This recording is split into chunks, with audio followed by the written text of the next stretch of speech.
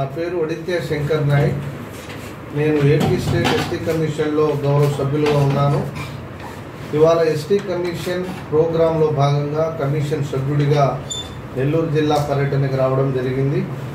మరి ఉదయం నుంచి ఇవాళ సిఐడికి సంబంధించినటువంటి జిల్లా అధికారుల యొక్క ఆధ్వర్యంలో ఎస్టీ ఎస్సీలకు సంబంధించి ఉన్నటువంటి యాక్ట్ పైన వారికి ఉన్నటువంటి హక్కులపైన సంక్షేమ కార్యక్రమాలపైన ఇవాళ జిల్లా స్థాయి సిఐడి అధికారులు ఒక సదస్సుని కూడా ఒక వన్ డే వర్క్షాప్ను కూడా ఏర్పాటు చేయడం జరిగింది.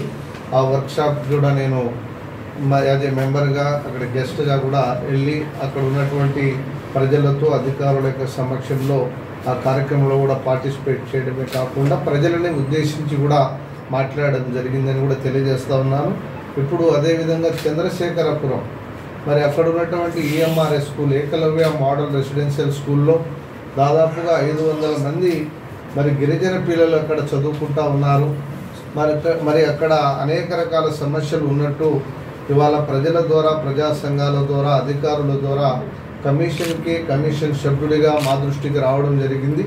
అందుకనే ప్రత్యక్షంగా ఇవాళ విద్యార్థుల్ని కలవాలి, వారి సమస్యల్ని తెలుసుకోవాలి, వాటి పరిష్కారానికి అధికారుల ద్వారా ప్రభుత్వం తరఫున చర్యలు చేపట్టాలని కూడా వచ్చాం. ఇప్పుడే ఆ కార్యక్రమం కూడా వెళ్ళి ఆ విద్యార్థులతో ప్రత్యక్షంగా కలిసి పరిష్కరించడానికి మా ప్రయత్నం కూడా జరుగుతుందని కూడా తెలియజేస్తూ ఉన్నాను. ఈ కార్యక్రమంలో భాగంగా దీనితో పాటు అనేక రకాల సమస్యలు కూడా ఇవాళ మా దృష్టికి రావడం జరిగింది ఈ జిల్లాకు సంబంధించి. ఎందుకంటే ప్రభుత్వాలు ఎన్ని మంచి సంక్షేమ అభివృద్ధి కార్యక్రమాలు చేస్తున్నప్పటికీ కూడా ఈ జిల్లాలో యానాది ప్రజానికం వేలాది మంది ప్రజలు ఉన్నారు, వేలాది కుటుంబాలు ఈ జిల్లాలో ఉన్నాయి. యానాదులే కాకుండా ఎరుకులకు సంబంధించినటువంటి వాళ్ళు కూడా ఈ ప్రాంతంలో ఉన్నారు. వారికి ఇప్పటికి కూడా ఆధార్ కార్డులు, రేషన్ కార్డులు లేకపోవడం నిజంగా ఇది ఒక రకంగా చాలా బాధని, ఆవేదనని కలిగిస్తూ ఉంది.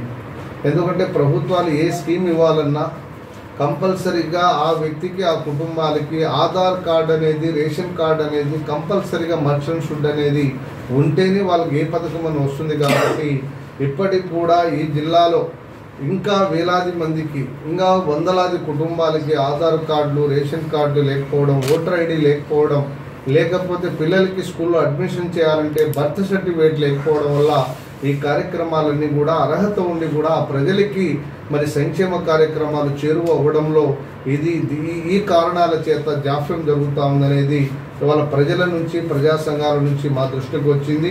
అంతేకాకుండా ఉపాధి హామీ అనే కార్యక్రమం ఇవాళ కేంద్ర ప్రభుత్వం గ్రామీణ ప్రాంతాల్లో ఉన్నటువంటి పేదలందరికీ కూడా రోజువారీ వాళ్ళకు ఒక ఉపాధి కల్పించాలనేటువంటి ఉద్దేశంతో ఈ ఉపాధి హామీ కార్యక్రమాన్ని తీసుకురావడం జరిగింది.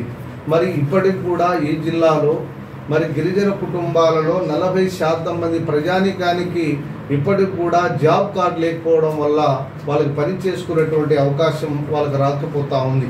కాబట్టి ప్రజల నుంచి ఇంకా 40% మంది ప్రజలకి ఇక్కడ జాబ్ కార్డు కావాలని ఇవాళ కమిషన్ దృష్టికి కూడా తీసుకొని వచ్చారనే విషయాన్ని కూడా మీ ముందు నేను ఉంచుతూ ఉన్నాను సార్. అంతేకాకుండా కార్డు లేని వారందరూ కూడా జిల్లా కలెక్టర్ గారి యొక్క ఆధ్వర్యంలో ఒక స్పెషల్ డ్రైవ్ ప్రోగ్రాం ఏర్పాటు చేసి అర్హులైనటువంటి ప్రతి ఒక్కరికి కూడా ఈ జాబ్ కార్డ్స్ ఇచ్చేటువంటి ఏర్పాటు చేయాలని కూడా జిల్లా ప్రజానీకం బలంగా కోరుకుంటా ఉన్నారని కూడా మీ దృష్టికి తీసుకొని వస్తూ ఉన్నాను. ఎస్సీ ఎస్టీ అట్రాసిటీ విషయంలో కేసుల విషయంలో ఎక్కడైనా వెళ్ళి ఆ కుటుంబాలు, ఆ వ్యక్తులు కనుక కంప్లైంట్ ఇస్తే కంప్లైంట్ ఇచ్చినటువంటి వితిన్ ది 24 hours లోపల దాని మీద అట్రాసిటీ ఎస్సీ ఎస్టీ యాక్ట్తో పాటు కేసును కూడా నమోదు చేసి ఎఫ్ఐఆర్ చేయాల్సినటువంటి అవసరం ఉంది. అవి కూడా ఇన్ టైంలో అవి జరగడం లేదు. జరగకపోవడం వల్ల ఆ ప్రజలకి అక్కడ ఇన్ఫ్లుయెన్స్ అంటే లోకల్గా కొంత ఇది జరిగి నిజమైనటువంటి బాధ్యతలు కూడా న్యాయం జరగడంలో కొంత జాప్యం జరుగుతూ ఉందని కూడా ప్రజలకి కూడా ఎక్కడైనా ఒక కంప్లైంట్ ఇస్తే 24 గంటల లోపల కేసును నమోదు చేసి దాని మీద ఇన్వెస్టిగేషన్ చేసి దాని మీద తగు చర్యలు కూడా తీసుకుని ఏర్పాటు చేయాలని కూడా మీ ద్వారా మా ఎస్టీ ఎస్సీ ప్రజల తరఫున, ప్రజా సంఘాల తరఫున నేను రిక్వెస్ట్ చేస్తూ ఉన్నాను. అంతేకాకుండా ఈ కేసుల యొక్క విషయంలో ప్రభుత్వం నుంచి కొంత నష్టపరిహారం కూడా ఇలాంటి వ్యక్తులకి, కుటుంబాలకి ఇచ్చేటువంటి అవకాశం ఉంది.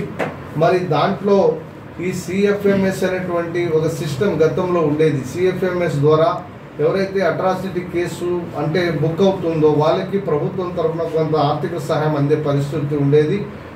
అది కూడా వితిన్ ది 7 days లోపల 1 week days లోపల వాళ్ళకు వచ్చే పరిస్థితి ఉండేది.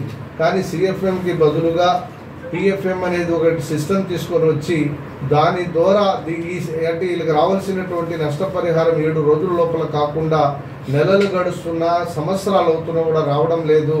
దాన్ని ఒక యాక్ట్ అనేది ఉంది కాబట్టి ఆ ప్రకారంగా దానికి ఏదైతే నామ్స్ ఉందో ఆ నామ్స్ ప్రకారంగా మా అందరికి కూడా వారం రోజుల లోపల వచ్చేటువంటి ఏర్పాటు కూడా చేయాలని వారి ద్వారా కమిషన్కి ఇవాళ ఒక రిక్వెస్ట్ వచ్చింది సార్.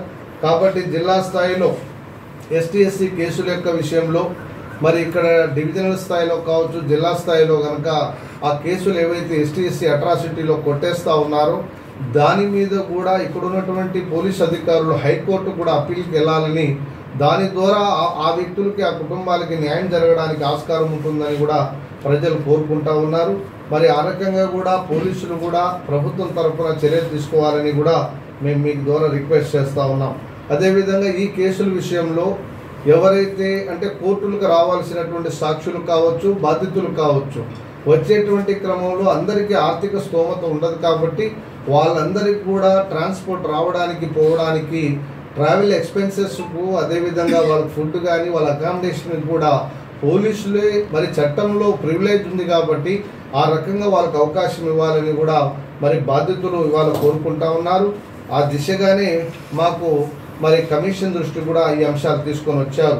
ఈ జిల్లాలో వివిధ శాఖల్లో ఇంకా చాలా ఉద్యోగాలు బ్యాక్లాగ్ ఉద్యోగాలు ఖాళీగా ఉన్నాయని